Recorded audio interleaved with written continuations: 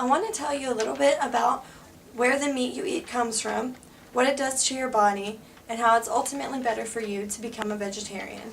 At the end of my presentation, I hope to enlighten you a little bit more about being a vegetarian in today's society.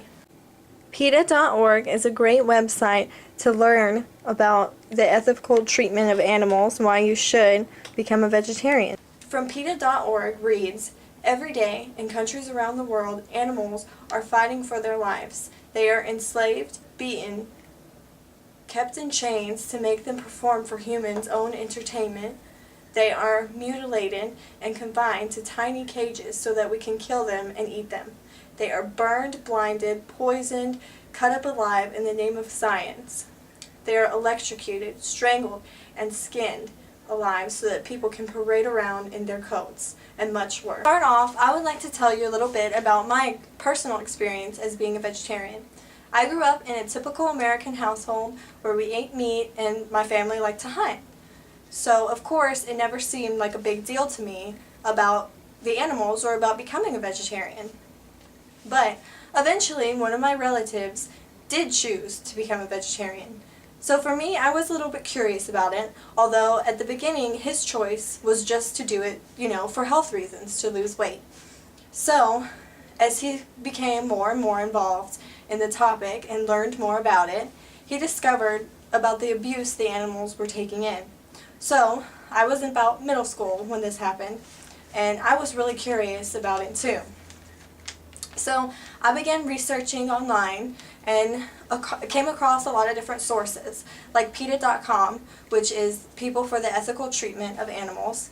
They share a lot about all of the abuse from personal undercover sources that go into these farms where these animals are abused. So as I learned more and more about the topic, I decided that it should be a choice for me to make, whether or not I should become one. So eventually I decided that I should. So now, 7 years later, I'm still a vegetarian, and it's been going great for me. A lot of people do find it really hard to actually make the change in their life to stop eating meat. So I want to tell you about the reasons why I chose not to eat it and why it's not that hard of a thing to do. And you'll feel a lot better about yourself once you do make the choice. Many people know about the torture and the abuse that the animals receive before they're slaughtered. So my question that I like to ask is, why do you still eat the meat if you know about the torture and the abuse?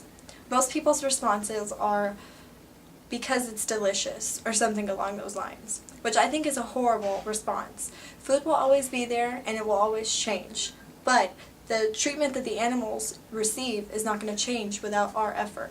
So the abuse that the animals take in is extreme, and it will never end for these animals if people continue to keep buying their meat from these awful places. After knowing about the abuse and torture, can you honestly feel okay with still eating the meat? The abuse the animals take in at the farms where their meat is slaughtered is intense. Chickens are the most slaughtered of all animals, with totals reaching over 7 billion just in America. Although many people think that chickens are unintelligent, they're not, and they do deserve a chance at freedom just like all other animals.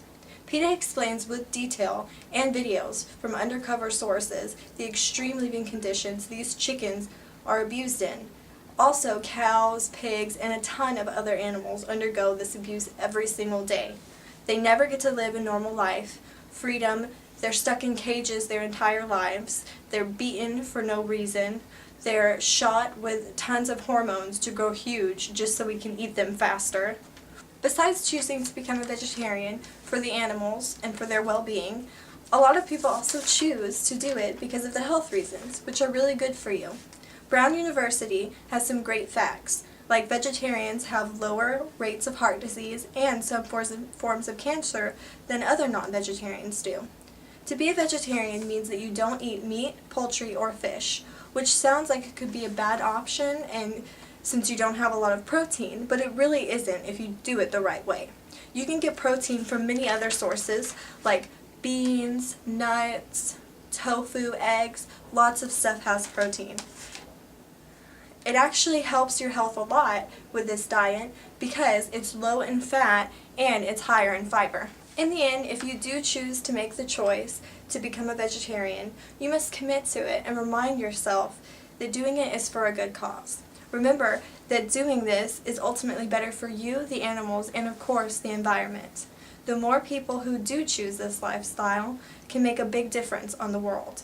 It will change the way you think for the better and ultimately will save many abused animals in the process. That's why I urge everyone to at least consider the fact of becoming a vegetarian. Basically, all in all, being a vegetarian today is a lot different than it was perceived to be many years ago, and it's a lot easier too. If you would rather have easy meals to prepare or elaborate ones, being a vegetarian can be just as satisfying as eating meat. If you plan accordingly, this diet can be very good for you. So, also, in today's day, it's really easy to get fake meat that's made with veggie protein or tofu from any supermarket. You can get fake chicken, fake meat, fake anything practically from Target or Walmart now. So it's not as difficult as it once was 10 years ago even, and it tastes a whole lot better. Most of the meat actually tastes just like regular meat.